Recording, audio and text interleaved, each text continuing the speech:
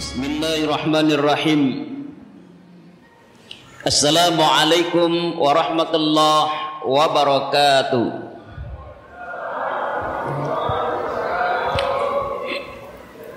Alhamdulillah wassalatu wassalamu ala Rasulillah. Asyhadu an la ilaha illallah wa asyhadu anna Muhammadar Rasulullah. Allahumma salli wa sallim wa barik ala sayyidina Muhammadin wa ala ali sayyidina Muhammad, amma ba'du. Qala Allah ta'ala fil Qur'anil Karim, a'udzu billahi minasy syaithanir rajim.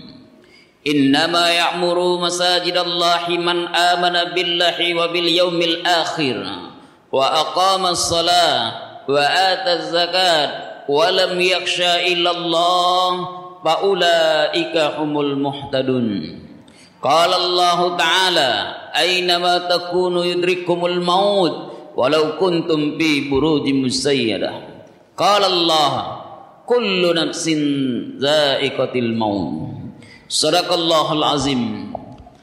Bapak dan Ibu, orang-orang tua saya yang saya muliakan, alim ulama, cerdik pandai, tokoh masyarakat, yang besar tak dihimbau gelar, kecil tak disebut nama. Bersyukur kepada Allah dengan mengucapkan alhamdulillahi rabbil alamin. Malam ini kita dijumpakan oleh Allah. Malam ini kita ditemukan oleh Allah karena Allah kita berjumpa di rumah Allah Al-Muhajirin. Mudah-mudahan pertemuan ini membawa arah perubahan hidup yang lebih baik. Amin ya rabbal alamin. Selawat dan salam pada Rasulullah Habibullah Nabi Allah Muhammad sallallahu alaihi wasallam. Mudah-mudahan dengan selawat ini insyaallah di yaumil masyar semua kita akan mendapatkan syafaatnya. Amin ya rabbal alamin. Bapak dan Ibu yang saya muliakan, ini malam 13 Muharram 1443 Hijrah. 13 hari sudah kita masuk tahun baru Islam. Aneh tapi nyata. Anehnya di mana? Anehnya waktu tahun Islam berganti sepi. Kalau kita bicara tentang hijrah dan Bapak Ibu yang dicintai Allah, pertama, hijrah Nabi itu meninggalkan tanah kelahiran, tanah tumpah darah, tanah di mana ia dibesarkan, meninggalkan kampung halaman, meninggalkan sanak famili yang tidak mau bertauhid kepada Allah Subhanahu wa taala dan Rasulnya. Rasul diperintahkan oleh Allah hijrah meninggalkan Makkah menuju Yastrib. Dikala itu namanya Yastrib. Dirubah setelah Nabi sampai menjadi Al-Madinatul Munawwarah. Sekarang kita hijrah kita itu tidak seperti itu lagi. Kita tidak lagi hijrah pindah rumah, pindah orang rumah, ndak juo. Ndak. Hijrah kita ini Bapak Ibu yang dimuliakan Allah, hijrah ke arah yang positif. Yang dulu awak malas ke masjid, sekarang hijrahlah rajin ke masjid. Dulu kita ini malas dengar kajian, sekarang hijrah, rajinlah dengar kajian. Dulu kita tidak mau salat berjamaah, sekarang hijrahlah salat berjamaah. Itu namanya orang hijrah. Tahun berganti, jatah hidup makin hari makin kurang, perangai makin tambah, tidak juga sadar istighfar.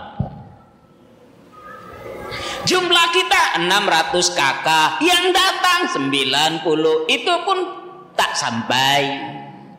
Kalau ditanya, Bapak kemana? Lagi sibuk. Apa pula sibuk? Ini malam Ahad, hari kita istirahat, hari kita berkumpul dengan keluarga. Mengapa awak tak mau datang ke masjid? Undangan disebar. Berapa undangan disebar? Berapa disebar undangan? Hah? Diumumkan. Sudah diumumkan pun tak pernah jujur. Di mana tak jujurnya Pak Ustadz? Sekali lagi kepada Bapak Ibu, malam ini kita acara Muharram. Habis asar, habis maghrib. Sekali lagi kami sampaikan kepada Bapak Ibu, malam ini kita Muharram. Ba'da Isya, sekali lagi kepada Bapak Ibu, malam ini kita acara Muharram. Padahal sudah 10 kali diumumkan, tak ada yang jujur. Bapak Ibu, sudah 10 kali kami umumkan, malam ini acara Muharram 1440 Hijrah. Kalau yang di luar itu sadar, sudah 10 kali diumumkan, sudah sekali-kali bersiarkan. Kalau dia sadar, dia datang. Kalau enggak juga datang, ucok. Tahu ucok? Maaf Pak. Ucok itu bahasa singkat. Kalau ada orang kita Batak itu biasa dipanggil ucok. Tapi kalau di sini enggak. Ucok, umur cuki, utak kurang.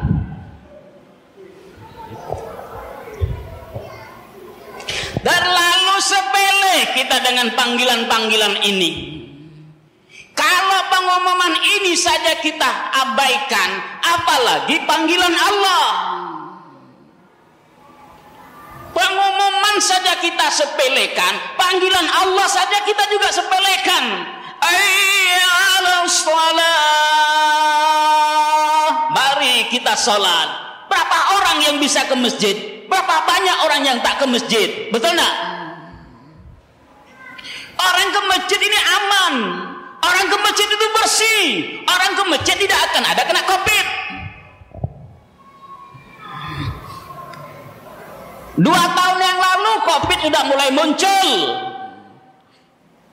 Takut. Iya kan? Waktu COVID pertama kali muncul, COVID-19 muncul, masjid tutup, pengajian tutup. Kita umat Islam sami'na wa ata'na, kami dengar, kami taatilah. Tutup. Rame-rame lah orang di sana, di luar sana. Apa? Bikin status rindu salat berjamaah ke masjid. Pret.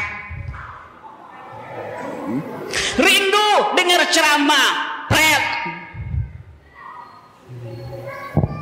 Sekarang mulai apa? Ketika new normal, enggak juga ramai masjid. Normal begini, masjid yang datang itu ke itu, hilang satu, tak jangan diharap ada penambahan, pengurangan itu pasti. Gimana kita mau bersatu umat? Gimana kita mau bersatu?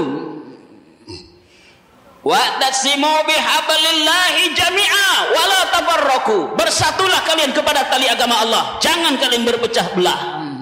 Itu Allah pesan. Ramaikan ini masjid. Jangan sepikan masjid, ramaikan masjid. Hidupkan pengajian, jangan tutup masjid. Masjid nggak kita tutup, tapi kita gunakan prokes. Jadilah itu. Kita bukan menentang, enggak. Kita umat Islam ini wajib percaya kalau COVID itu ada. Sejak dulu sudah ada. Kalau kita mau hijrah, pikir, waras, pasti berubah. Tanya-tanyalah, mohon maaf nih. Orang COVID, kalau memang COVID ini ganas, saya yakinkan yang akan banyak mati di masjid, yang akan banyak mati di pasar, yang akan banyak mati di jalan, di mal, kalau itu memang ganas. Tetapi muncul pertanyaan dari kita rakyat, muncul pertanyaan itu dari jemaah, apa? Kenapa orang yang mati COVID itu ada di rumah sakit terus? Jawablah surang.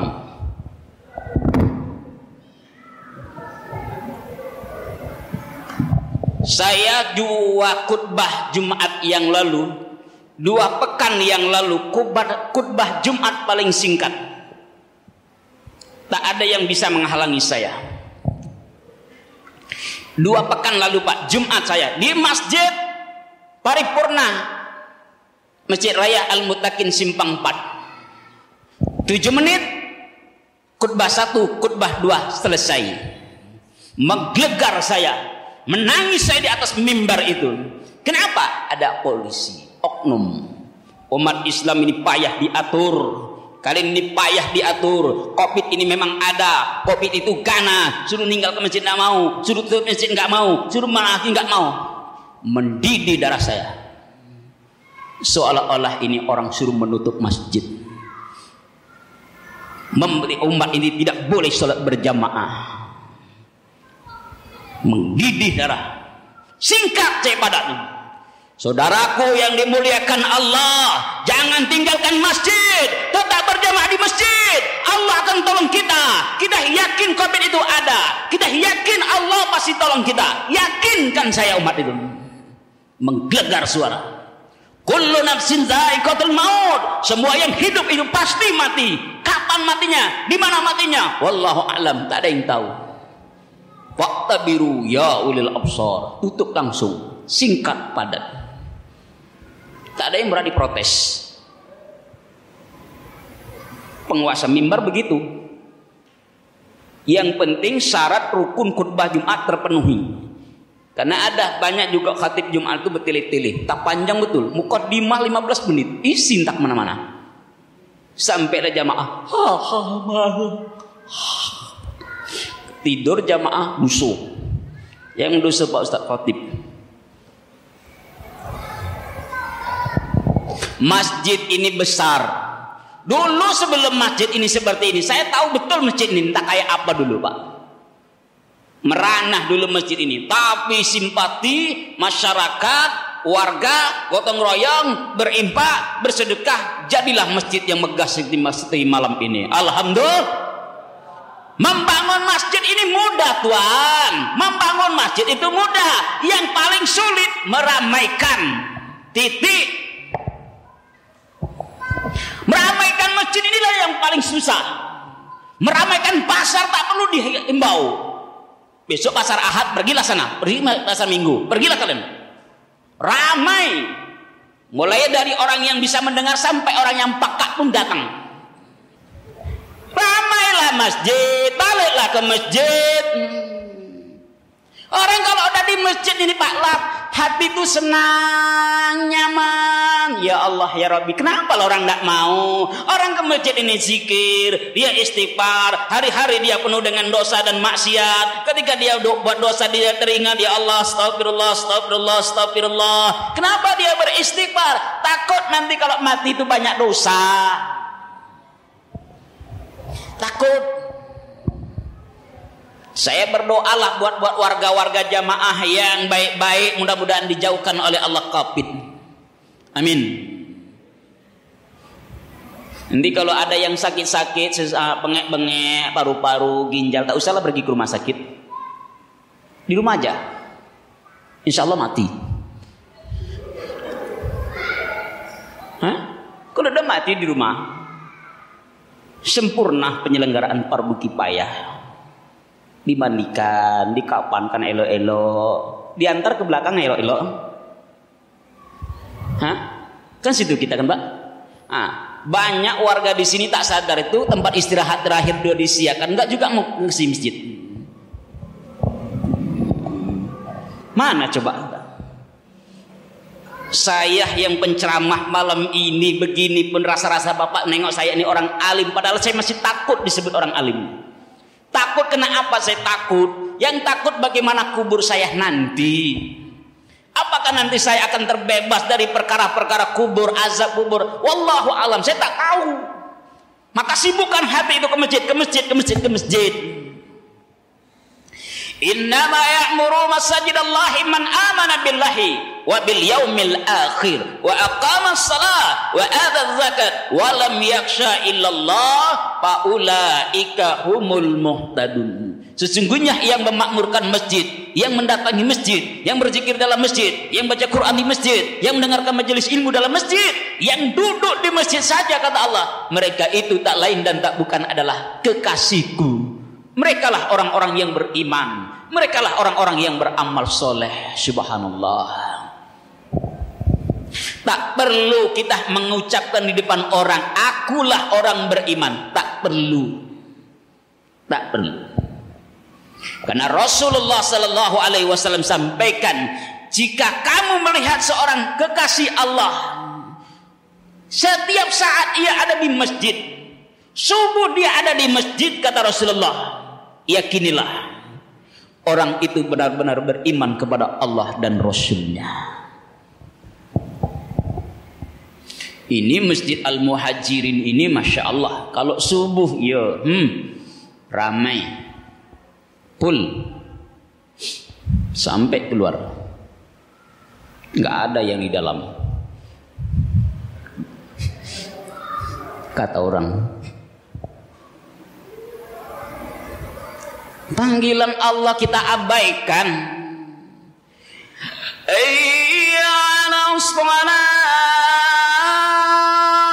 Mari kita sholat.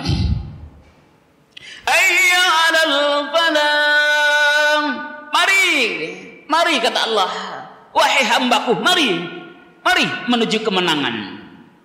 Di mana kemenangan itu? Kemenangan hakiki. Mana itu? Akhirat nanti, jannah.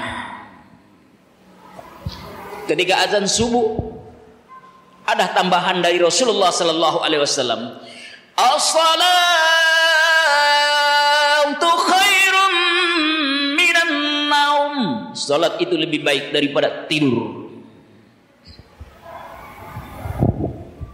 Ayah, ibu, kok anak-anak muda, kok anak-anak mudi, kalau mau tidur jangan di dunia ini.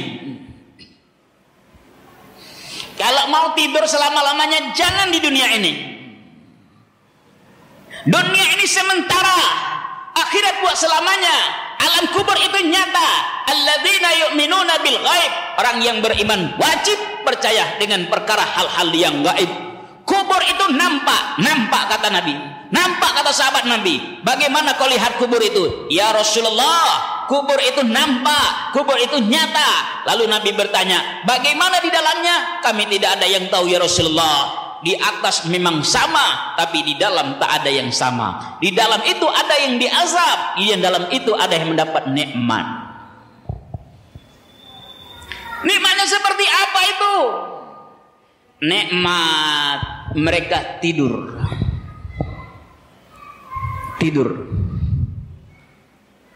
Jadi dunia ini tidur sesaat. Kalau mau tidur selamanya setelah mati, Pak, maka sibukkanlah di dunia ini untuk ke masjid. Hijrah, Pak, hijrah ibu, hijrah anak-anakku, hijrah anak muda, ke masjid. Kalau sudah salat adar dan dengar suara azan subuh itu, buang selimutmu, jangan kau dekatkan dengan selimutmu. Lawan rasa dingin itu, tinggalkan tempat tidur hangat itu.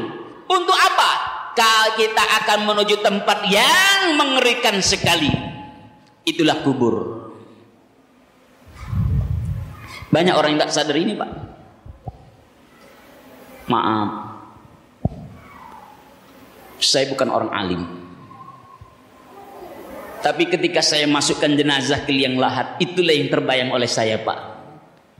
Ya Allah, hari ini, malam ini aku dikelilingi oleh jamaah. Malam ini aku didengarkan nasihatku oleh jamaah. Malam ini aku bersama istri dan anak-anakku di kanan kirinya. Malam ini aku berjumpa dengan saudara-saudaraku. Ya Allah, tapi ketika aku mati, aku seorang diri. Teman bapak ibu yang di Facebook jumlahnya ribuan, yang ribuan itu pun satu pun tak mau ikut dengan kita waktu mati. Teman kita yang jumlahnya di WhatsApp ini sampai ribuan, satu pun tak mau ikut mati, tak mau jadi teman. Jadi tak usah sombong, tak usah sombong. Sibuklah kita hari ini ke masjid, Pak, sibuk. Hijrah kita lagi ke masjid, Pak. Ramaikanlah masjid ini. Rugi kalaulah kita hidup selama hidup di dunia ini tak pernah pula nampak nama kita di antara saf-saf orang sholat. Rugi.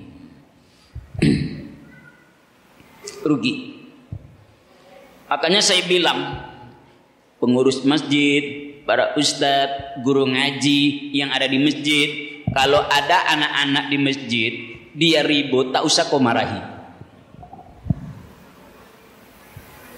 Jangan pernah marah dengan anak Pak yang lari-lari dalam masjid, tak usah.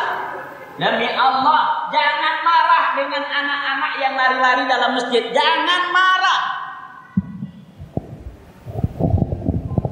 Jangan pernah marahi anak-anak yang lari-lari dalam masjid.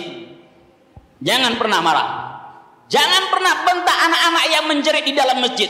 Jangan pernah bentak. Kenapa? 10, 20 tahun yang akan datang, merekalah yang akan menjadi penerus ini. Kita ntar lagi matinya. Hah? Saya di mana tinggal, di Geraha itu banyak anak-anak. Sholat maghrib, namanya anak-anak. Anak-anak itu belum balik, belum berakal.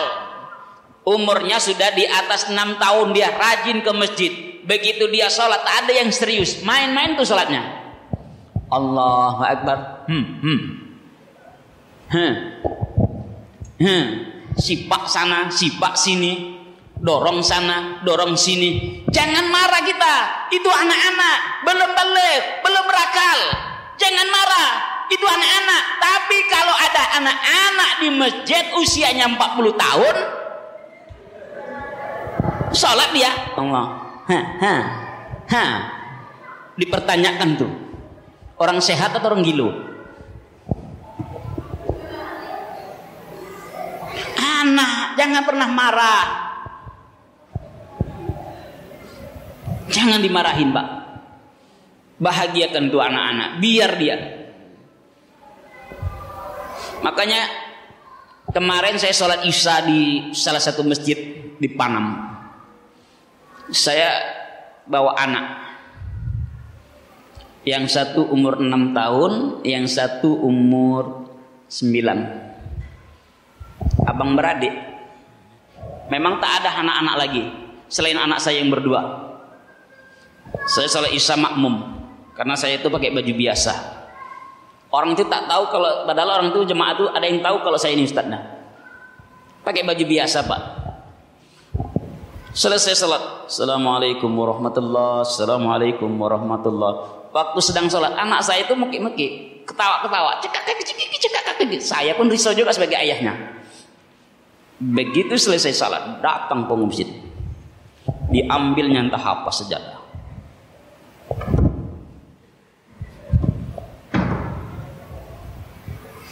Saya tegak, itu anak saya, diam langsung. Itu anak saya. Kalau mau nyalai, salai sini dulu. Dia yang mukul anaknya, dia yang mukul anak saya, entah dia entah bawa anak dia tanda di masjid. Mungkin anaknya di rumah ngapain kok?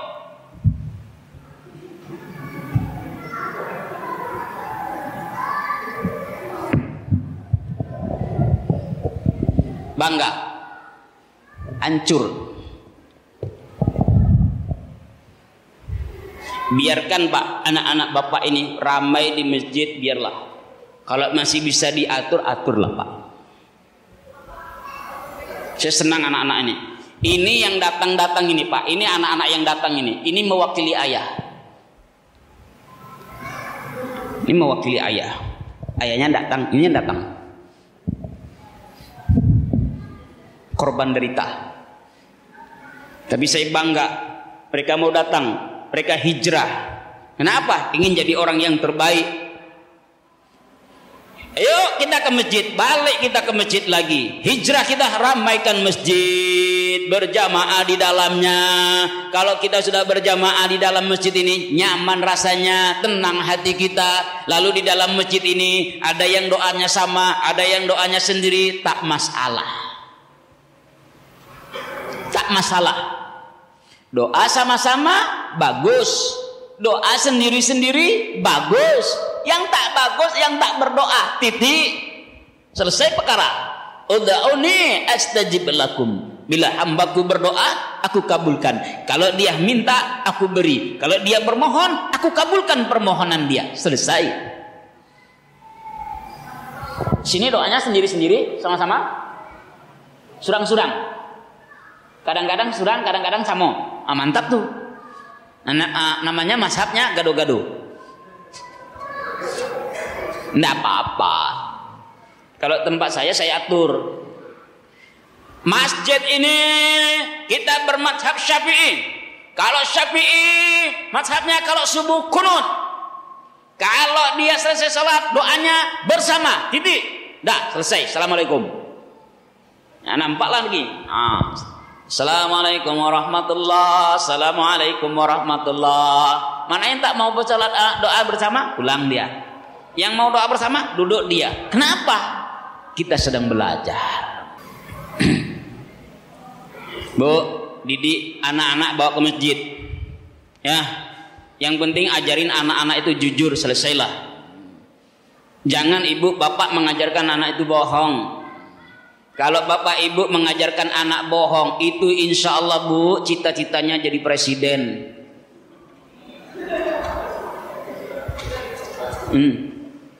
Anak-anak bohong itu ceritanya jadi presiden. Kalau anak ibu bapak pendiam, itu insya Allah tuh jadi wakil presiden.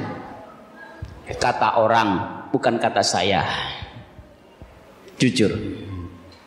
Hijrah, ramaikan balik masjid ini. Kalau kita sudah di masjid, nyaman rasa hati itu. Salat berjamaah, nyaman kita hati itu. Ramai masjid ini, senang hati kita. Siapapun orang bisa jadi pengurus masjid.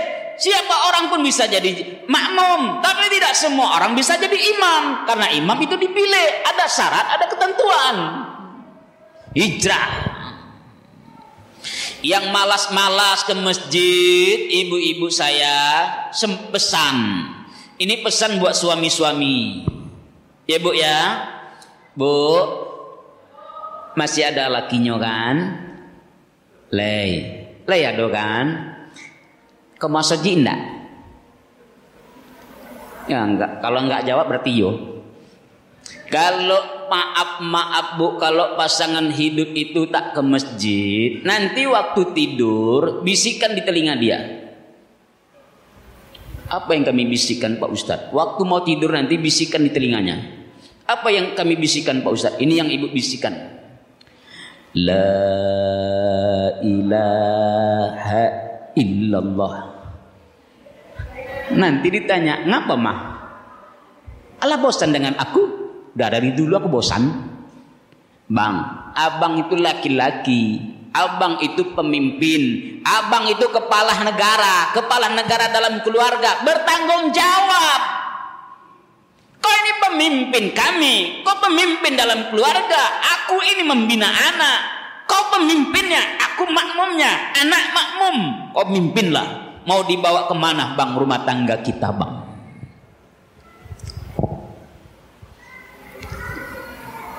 Bawa itu suaminya ke masjid. Suami itu pemimpin. Kalau ada suami tak pergi ke masjid bu, kalau suami itu tak ke masjid, gantilah yang baru. Enak aja Pak Ustadz main ganti-ganti. Ganti perangai maksudnya. Hijrahkan perangai dia itu. Nah, itu maksud saya. Oh Pak Ustadz, waktu kami belum menikah, waktu bujang-bujangnya, dia itu rajin ke masjid. Iya, itu kan topeng. Supaya ibu tidak lari dari hatinya. Ke masjid lah. Jangan dilepas. Ke masjid, hijrah ke masjid. Kenapa? Kalau suami itu ke masjid, anak ke masjid. Kalau suami istri itu rajin ke masjid, anak-anak pasti bakal ikut ke masjid. Kenapa? Karena ayahnya, karena pembinanya mengarahkan anak itu juga ke masjid. Subhanallah. Tapi kalaulah suami itu tak mau dia hidup di masjid, tak mau dia berjamaah di masjid, lebih senang dia ada di kedai-kedai. Karena di kedai itu ada pengajian. Apa pengajiannya Pak Ustadz? Pengajiannya ini itu dia tuh domino. Kalau main domino berjam-jam tahan, mendengar ceramah setengah jam tak tahan. Ada yang risau mendengar ceramah, baru 30 menit, sikit-sikit. Lama kali. Lama kali Pak Ustaz. Tapi kalau main domino, jam 8 dia duduk di sini sampai jam 12 tak akan pernah bergeser dari tempat duduk. Betul? Betul? Betul itu. Tapi mengapa kita di masjid tenang hati kita?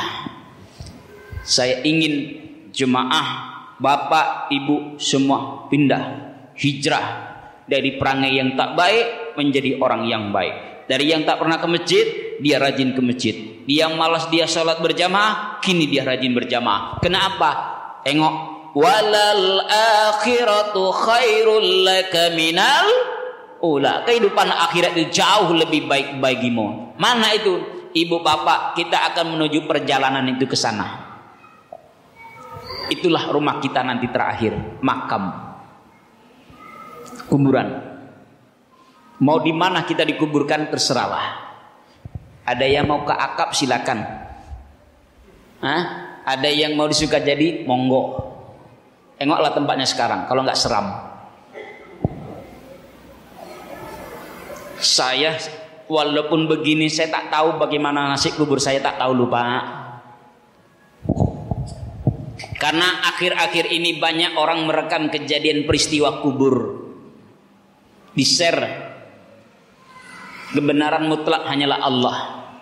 Dalam share-nya itu mereka merekam malam hari di kubur. Ada mikrofon yang bisa menangkap suara itu.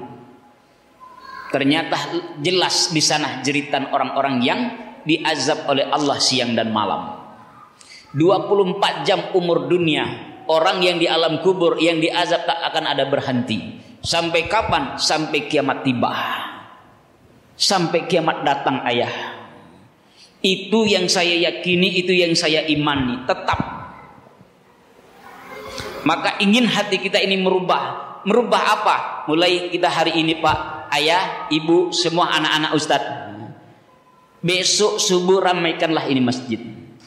Mulailah hijrah. Kita yang hidupnya kadang-kadang sulit, kadang-kadang senang, rubahlah.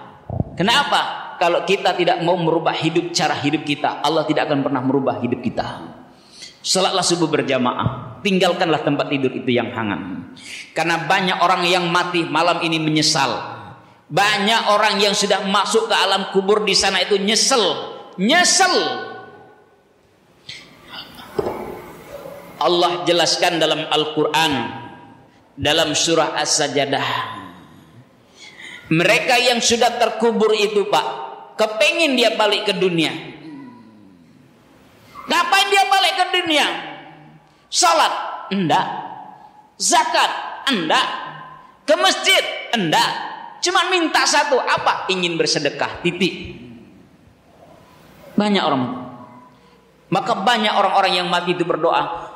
Dalam kubur itu, dalam surah As-Sajdah dijelaskan, Rabbana abasarna wa sami'na faradi'na na'mal salihan inna muqinun. Yuhai Allah, baru aku lihat ya Allah. Apa yang dilihat? Kubur. Bagaimana kubur? Gelap, ngeri, sempit, bau, dingin. Wasami'na, baru aku dengar ya Allah. Apa yang kau dengar?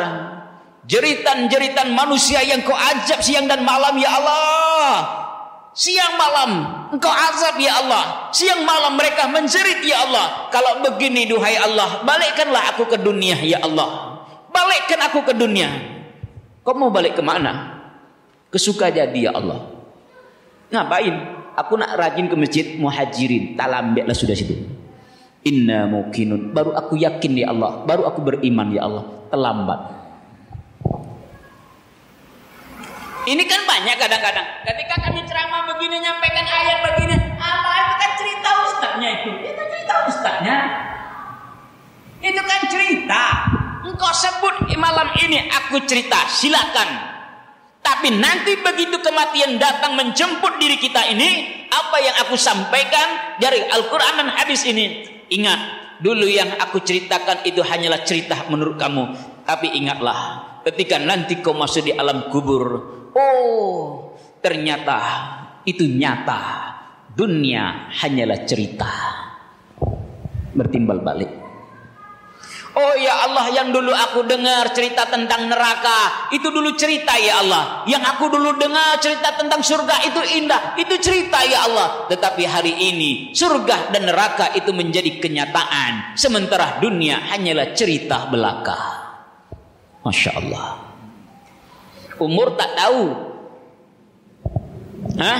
Kalau sudah lewat umur kita 40 ini, tobatlah lagi, tobat. Umur 40 tahun itu Pak matang dalam urusan ibadah. Umur 40 tahun itu ke atas itu sibukkan dengan ibadah. Tapi kalau di bawah umur 40 tahun masalah ibadah kita masih banyak yang bermain-main. Tapi kalau sudah lewat dari usia 40 tahun, matangkanlah ibadah, persiapkanlah bekal mati untuk apa? Untuk mencapai kebahagiaan dunia wal akhirah. Itu. Tengok Rasulullah sallallahu alaihi wasallam diangkat menjadi nabi dan rasul ketika usia 40 tahun tinggi. 40 tahun umur nabi diangkat menjadi nabi dan rasul, artinya usia yang cukup matang, ibadah yang cukup matang. Begitu juga lah kita ini umat, kalau sudah lewat umur ayah-ayah kamu, emak-emak kau nak, suruh dia ke masjid, suruh dia hijrah. Ayo, ajak anak-anak muda Pak. Saya sampaikan dalam ceramah, setiap akhir ceramah, kumpulkan anak-anak muda yang ada di areal masjid ini, kumpulkan, buat acara, undang saya, nggak bisa ngundang saya, undang teman-teman saya, buat acara di masjid ini khusus anak-anak remaja yang sudah akil baligh, yang anak-anak itu nanti. Supaya apa? Anak kita itu bisa berbakti dengan awak, tak melawan lagi dengan awak. Itu yang saya mau. Karena anak-anak sekarang ini tak ada lagi akhlaknya. Akhlak tak ada, adab tak ada, sopan santun pun tak ada. Betul enggak? Manggil ayah aja, hey. Manggil emak, hey. Itu namanya anak CL. Tahu nak CL? Anak cilaku. Hai mak, hai mak, hai mak, hai ayah. Durhaku. Tak ada akhlak. Dulu orang tua kita itu mengajarkan adab. Ajarkan adab. Saya ingat semua didikan ayah emak saya. Belum lagi jadi penceramah saya.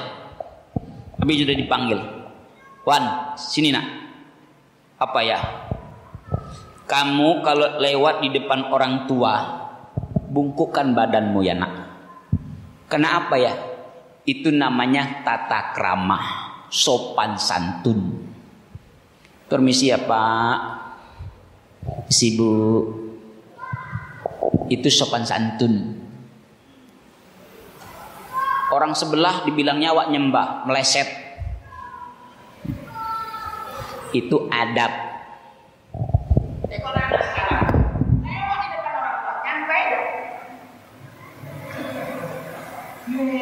Kok kalau sama saya tepuk palanya?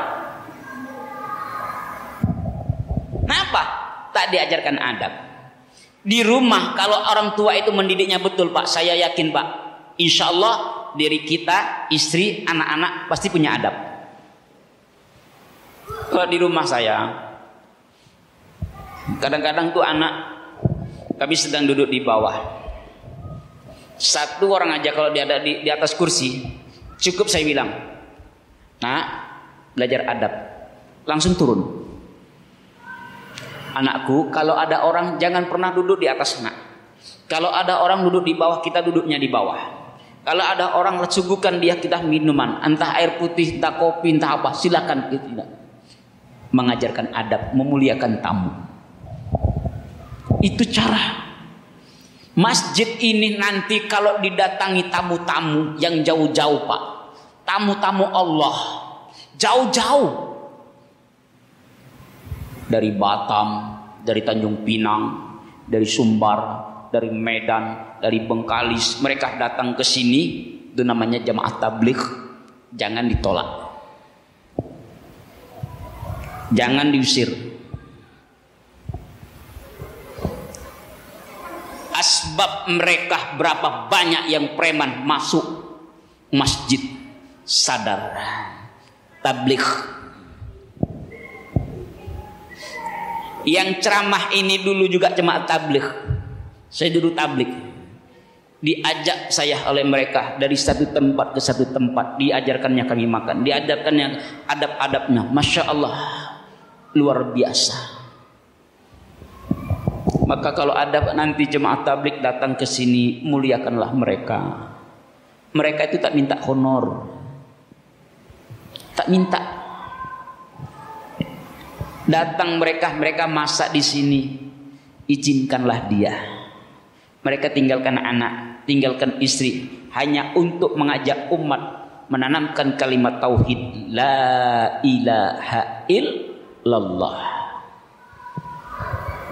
Berapa banyak yang preman-preman masuk ke masjid, yang bertatu, yang rambutnya mungkin tak terurus, taubat, jadi orang baik. Ramai masjid kita ini, Pak. Di Muqarribin, tempat di mana saya tinggal, itu teman-teman tabligh datang ke saya karena saya di bidang dakwah. Ustadz, ya, mohon izin Ustadz, apa? Ini nanti ada teman-teman khuruj. Dari mana? Dari Batam, dari Tanjung Pinang. Berapa orang? 4 orang. Mereka bawa istri, Pak Ustadz. Istri-istri mereka itu ada di rumah kami. Kami mohon izin Ustadz. Saya izinkan, saya bilang. Silakan, datanglah. Asbab mereka bisa jadi masjid ini membawa keberkahan mereka. Itu. Mereka datang. Mereka mainkan masjid. Sore mereka datang, bapak-bapak. Sore-sore habis salat asar datang. Mereka tuh dakwah langsung. Dakwahnya langsung. Tak dakwah seperti ini. Kalau saya dakwah seperti ini, saya tak mendakwahi orang-orang yang sudah baik. Tapi kalau dakwah mereka itu langsung, ada kawan-kawan yang sedang datang mereka, assalamualaikum, waalaikumsalam, lembut mereka, masya Allah Pak, umur berkah ya Pak ya, panjang umur Pak. Di dunia ini kita hanya menumpang sementara waktu Pak. Ayo Pak, kita ke masjid. Sebentar lagi azan maghrib. Kata kawan itu, insya Allah Pak, insya Allah. Insya Allah rupanya tidak datang. Marahkah mereka? Enggak, datang lagi mereka nanti. Didakwahi terus berkali-kali. Saking seringnya didakwahi mereka, lama-lamanya didakwahi itu malu. Tiap hari aku ditemui, tiap hari aku di masjid, tiap hari aku diajak. Enggak juga aku mau maju, tak juga aku mau masjid. Aku takut teringat ceramah Ustadz. Kenapa? Nanti aku dibilang ucok, umur cuki, utak kurang. Karena enggak mau disebut ini, akhirnya dia ke masjid. Hidayah masuk. Ini majelis-majelis ilmu hidupin, majelis taklim hidupkan. Jangan takut. Bapak Ibu yang dicintai Allah Subhanahu wa taala, maka mari kita sama-sama hijrah. Semangatkan anak-anak untuk mengaji, semangatkan untuk bapak-bapak semua kita yang hadir untuk meramaikan masjid. Hijrah kita ramai ke masjid, hijrah kita dari perangai yang tidak baik menjadi orang yang baik. Hijrah kita tak lain dan tak bukan untuk merubah kehidupan yang lebih baik lagi, insya Allah. Terima kasih, semoga bermanfaat. Terakhir, saya ingin menghimbau di tausiah akhir ini. Kita ingin hijrah dengan harta kita, ingin bersedekah. Ya, kita belajar bersedekah. Ibu-ibu, kita boleh jadi tak punya anak yang bisa menghafal hadis dan Quran. Tapi bagaimana harta yang kita miliki bisa dinikmati oleh anak-anak penghafal Al-Quran dan hadis. Di sini saya Ustadz Ikhwan Suryono bekerja sama dengan Pondok Pesantren Al-Quran Hadis Internasional, yang pondok ini berdiri di Marpoyan Damai. Pimpinannya Dr. Isran Bidin, itu kakak kelas. Di sana mereka hanya bisa berharap dari donatur. Maka dalam ceramah-ceramah saya setiap akhir dari pengajian itu mengajak jamaah bersedekahlah, berimpaklah berapa yang kita sanggupkan. Saya tidak mau menentukan 50.000 entah 20.000, kita sedekah bismillah, harta itulah yang akan kita sampaikan kepada penghafal Quran. Mudah-mudahan harta kita yang dinikmati oleh penghafal Quran, kita bisa menikmati pahala-pahala itu hendaknya. Amin ya rabbal alamin. Izin Pak pengurus masjid, ini ada kotaknya.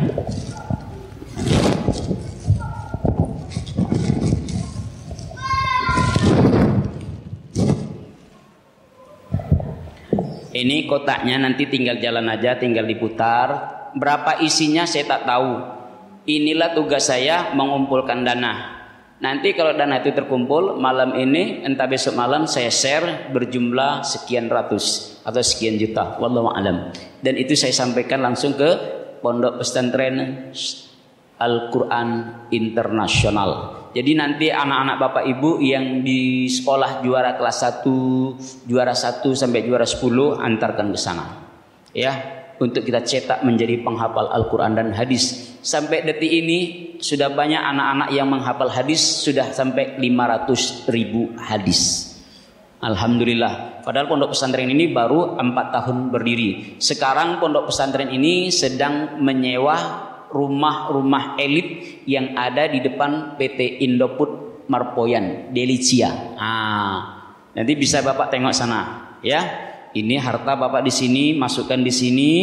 Insya Allah itu akan saya sampaikan ke untuk pondok pesantren untuk membeli namanya beras tahfiz, ya. Beras tahfiz artinya kita ngasih makan mereka. Insya Allah barokah. Amin ya rabbal alamin. Bismillah. Terima kasih. Assalamualaikum warahmatullahi wabarakatuh.